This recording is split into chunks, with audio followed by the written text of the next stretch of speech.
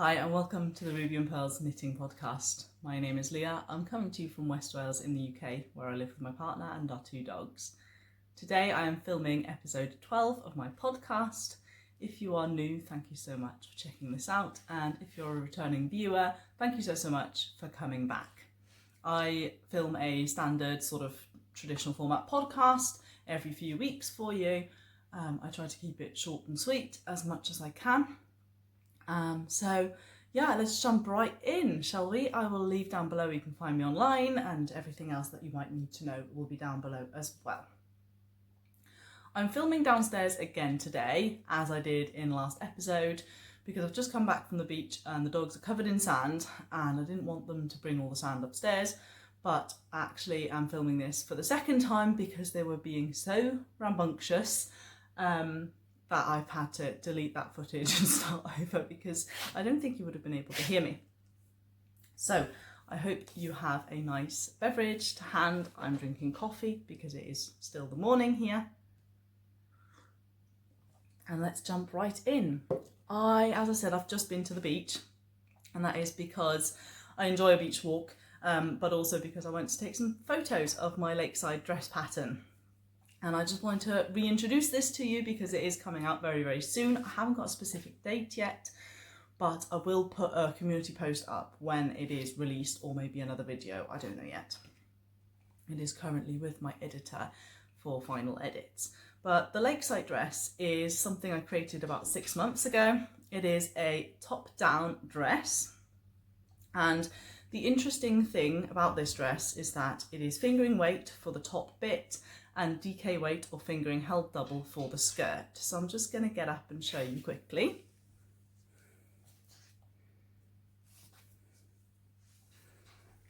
I will also pop in some photos from this morning from the beach so that you can see how it looks fully, modelled. So as I said, it's top down. You start at the back, you create the back panel first, then you pick up stitches and create the front panels. You join at the underarm, you knit in the round down to the I-cord channel. And once you've created that channel, you then join a second strand of fingering weight, or you switch to a DK weight yarn, whatever you prefer. In the sample, it is a fingering weight yarn. And then you knit with gentle increases for the skirt. And the reason I came up with this pattern was because I really wanted to create a dress pattern, but I was thinking a lot about what kind of knitwear I enjoy in the summer to wear, and what kind of knitwear I enjoy knitting. And wearing wise, I prefer fingering weight yarn because when it's warm enough to wear just one layer in the UK, it's suddenly normally quite warm. So a DK weight top can often actually be a bit too hot for me, and therefore I often gravitate more towards wearing shop bought things. But I don't particularly enjoy knitting fingering weight items, especially if it was a dress, because that is a lot of knitting. So I thought the best thing I can do is combine the best of 2 worlds, use fingering weight for the bodice so that it's nice and lightweight, even though it has negative ease. So this pattern has about 15 centimeters or 6 inches of negative ease in around the full bust.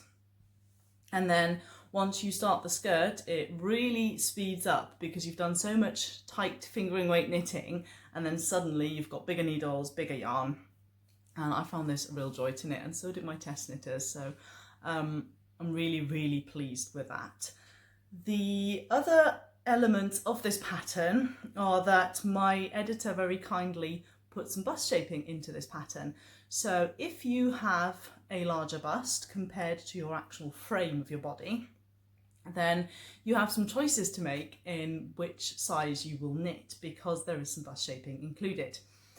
There is a link and explanations in the pattern on how to determine what kind of bust size you are, what kind of cup you are. So I'm a B cup, I just knit straight, I didn't do any bust shaping. But say for example you were an F cup, but otherwise your sort of frame, your shoulders and everything else is about my size. You would commonly in a size inclusive pattern knit something like a size 6, 7, 8 maybe, but your actual frame is quite small, and that can lead to bad fit, especially around the shoulders. So In this pattern, if you have a large bust but your frame is small, you knit a much smaller size than you are commonly used to knitting, and you increase around the bust. So there are some increases popped in here. They then decrease out here at the same time as the waist shaping, because there is some waist shaping in this pattern as well. And you just go to that section in the pattern and then move back to the regular pattern. And my test knitters found that really helpful. They said the fit is really, really nice. So I am extremely pleased with how this has turned out, and I will have put some photos in for you to see as well. So yeah, I'm really, really happy. I'm really excited for this to come out, and I am planning to do a vest top pattern based completely off of this, because I think it's a really nice fit. It's really bra friendly, and I just think it looks really neat because the finishings are really neat as well. So I am planning to make just a top version of this. So essentially it would be exactly the same down to here. And then from here to about here, there would probably be some increases or maybe just some straight knitting depending on your body type. It would be very much based off of this. So I'm probably going to look into doing that next summer. And if I do, and if you've already owned the dress pattern, it will be heavily discounted for you because it is essentially the same thing.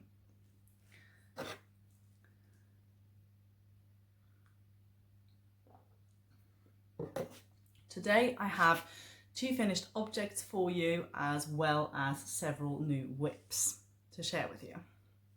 The first finished object is something I was working on last time I spoke to you, and it is the PeekaBoo Sweater by MJ's Off the Hook Designs, and it is finished. I will pop it on for you.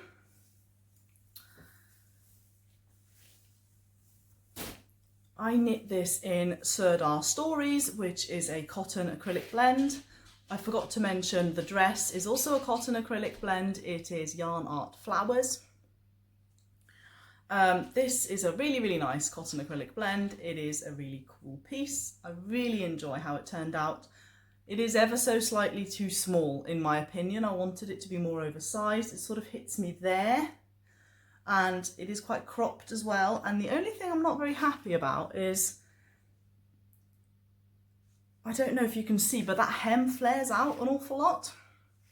And I don't really know how I would fix that because it's knitted, it's crocheted sideways.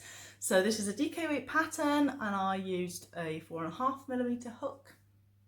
So yeah, the whole thing is just ever so slightly smaller than I had expected, but that is pretty much my fault because I didn't gauge swatch. So learn from my mistakes and gauge swatch, even in crochet. I think it's quite important for a garment. But it is a cool little jumper. I really enjoy it, and I will be wearing it this summer. Apologies if the frame changed a little bit. I had to let the dogs in because they were scratching on the door, and I'm not sure if you were able to hear that. My second finished object this week is a very bright one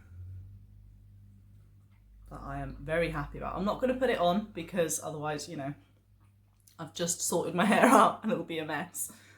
But there we are.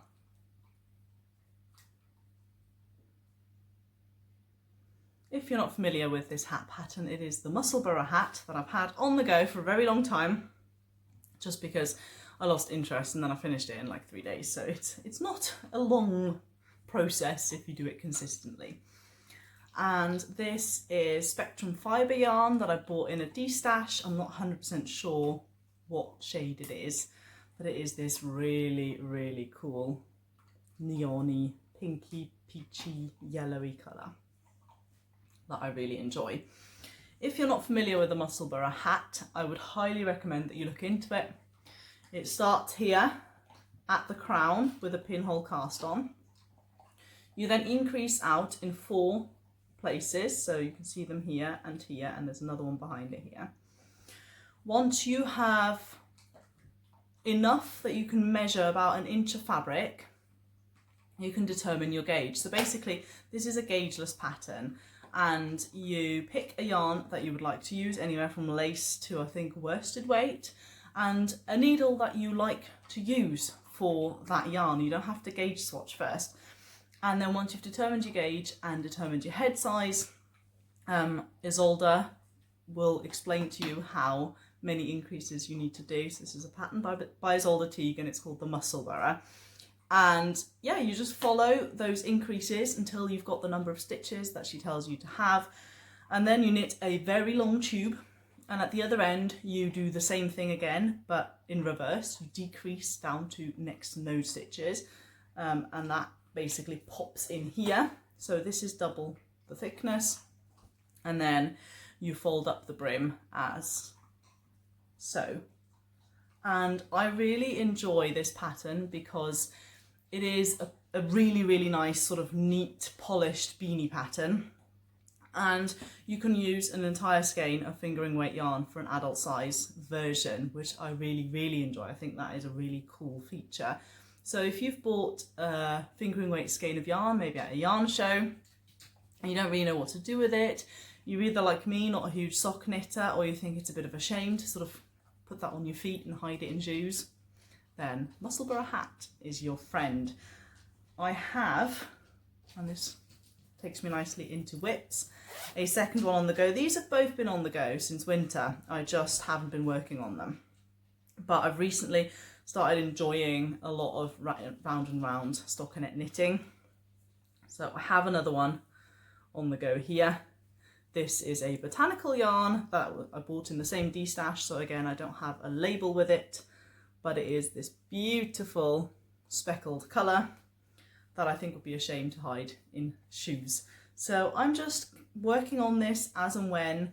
I primarily picked the first one up again when the dogs had finished their surgery and they were being very needy and they were laying on me a lot, and I couldn't really work on anything larger. And just to show you, that is the amount of yarn I have left over from the first one. So these are both fingering weight hats on 2.5mm needles on hand dyed yarn, and I'm really thoroughly enjoying those.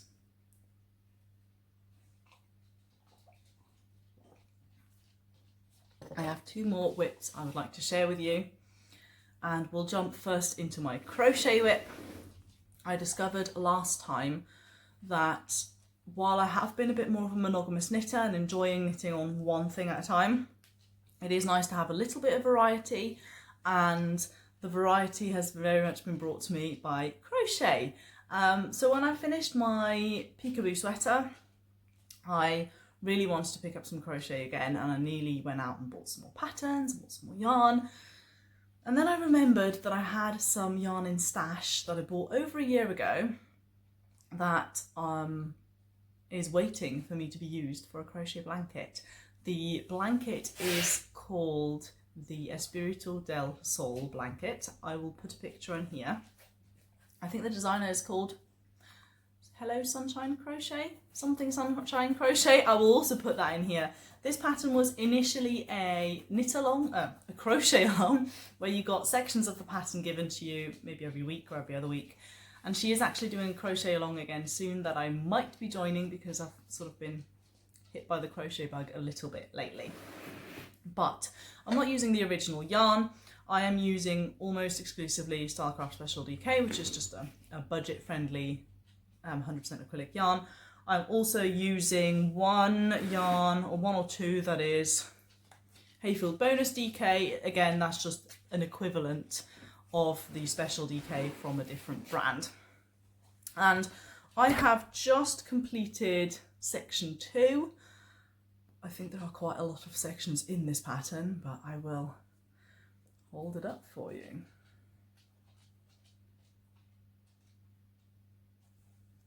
It is a mandala style crochet blanket that you start in the center with this flower and then you work your way out. So because it's a circular thing, I think I'm just going to show you a semicircle like this.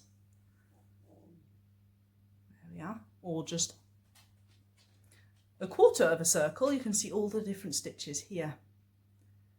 And it is absolutely stunning. I am enjoying working on this so much. There is like a new colour and a new technique and a new type of stitch every single round. It is incredible, the thought that has gone into this pattern.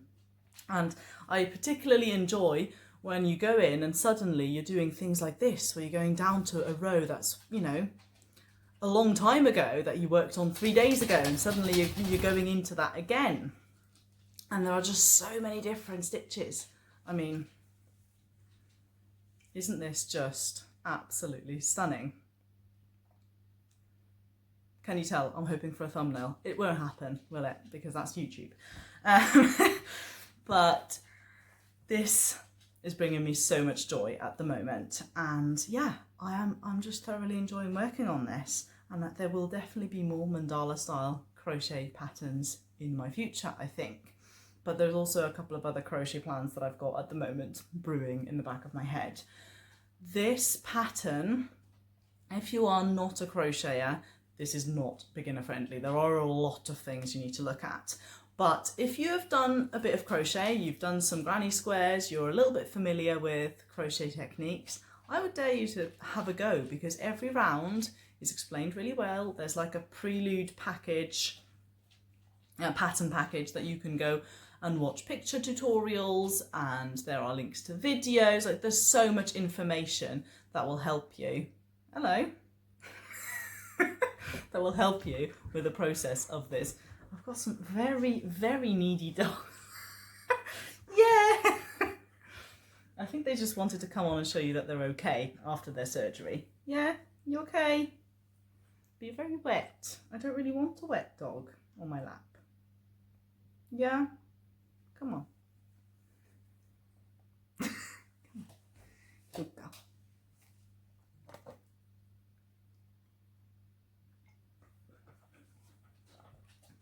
This is probably the most chaotic video I've ever filmed, isn't it?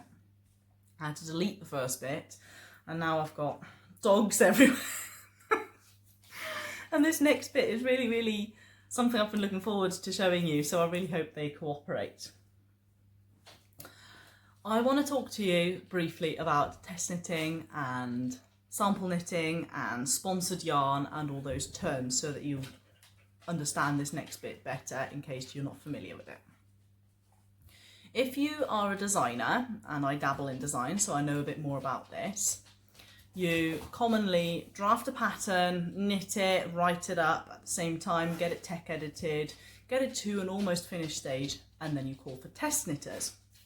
A test knitter is someone who will most commonly knit their own size, or the size of someone who they can try things on, who they can see very often, so like a partner or a child. And test knitters provide feedback on the fit and on the yarn quantities and on any kind of grammatical errors that might have been found. And the fit, I think, is the number one thing that test knitters are helpful for, because obviously you're not going to knit all 10 sizes of your pattern. A test knitter commonly supplies their own yarn and knits the item, keeps the item, but doesn't get paid in any kind of way. They will often get a free pattern from that designer's library as a thank you, but the reason you test knit is because you get early access to a pattern. You get to be part of a group chat, a community where you help each other out. It is really fun. There's a bit of a deadline that you're working to, which is often helpful for people like me who struggle to finish things at times. So that's test knitting in a nutshell. Sample knitting is when you receive yarn, you knit an item and you send it back, either to a yarn shop, a yarn dyer, a designer that wants an extra sample, and you get paid to do that work in one way or another. And then there's a third thing that I think isn't particularly common in the UK. I think this is a thing that happens quite frequently in Nordic countries, in Scandinavia, where knitting is such a big part of the culture, that especially quite prolific designers that are well known will often work with a yarn company, and they'll get yarn to use for their designs. And when it comes to the test knit, their test knitters get yarn to work with to test the item, and they get that for free. That is provided. You often see in these videos, ad gifted, etc. But this is something that doesn't happen very often in the UK, because if you're trying to work with, say, a Danish company, you probably need to speak Danish. You know, I have done a couple of sponsored test knits before, They were for a German designer that worked quite closely with a Danish company. But these were for children's knits, so they weren't really anything that I could sort of benefit from personally afterwards. So it was particularly exciting when I found out that I could be part of a sponsored test knit here in the UK. And so this is ad gifted, making it very obvious. I received this yarn for the test knit for free. I am not paid to talk about it, but I want to show you anyway. The test knit is for the Mimi cardigan adult size by katandleni. I'll put a picture in here, and if you've been watching for a while you will know that I test knit the kids version, and I made one for my niece. And when Kat put a test call out for the adult one, I thought, oh brilliant, I'd love to knit that because I really enjoyed the kids one, but it is a 15 stitch gauge and I might struggle a little bit to find yarn for that, especially on my budget at the moment. And then she put out there that Mode at Rowan were very kindly sponsoring some of the test knitters with sponsored yarn. So I applied and I very, very generously was gifted yarn for this test knit. So it doesn't look much like the finished item yet because I haven't had this for very long. I'm going to show you the yarn first. These are the two colours that I received. So I got to choose the colours that I wanted. They were offering yarn combinations. The design is knit in two of their yarns. This one is called Softest Alpaca. This one is called Alpaca Haze. And the colours don't completely match up between the two ranges that they have. I'll put a picture in of Softest Alpaca and Alpaca Haze so that you can sort of see a comparison. But there were about 5 or 6 shades that matched up really nicely, and we got to pick which colour we wanted to use. So I am using, this is the shade Bliss, this is the shade Capri, and as you can see they're not a perfect match but they're a pretty good match. And this is so incredibly soft and so luxurious and quite an expensive yarn that I wouldn't normally have the means to knit with. So I'm incredibly grateful. Thank you so much, Mode at Rowan and Kat from katandleni, for the opportunity to test knit this item. I'm going to show you how far I've gotten with my Mimi cardigan. Just going to shift forwards a bit. There we are.